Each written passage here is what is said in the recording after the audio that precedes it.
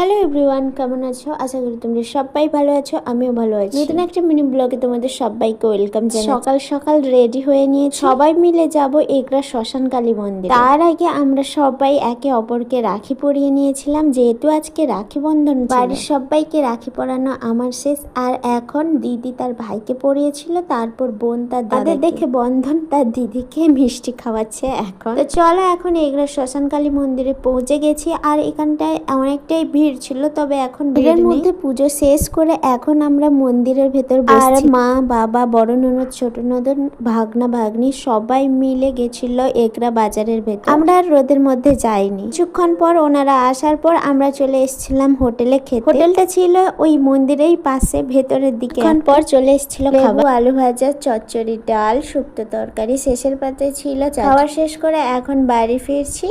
রাস্তায় আস্তে আস্তে একটা আইসক্রিম খেয়ে সন্ধ্যে এখন 7টা বাজে। এখন আমাদের বাড়িতে পিঠে হচ্ছে। তো টাটা, আজকের মতন এই পর্যন্ত। আশা করি তোমাদের মিনি ব্লগটা ভালো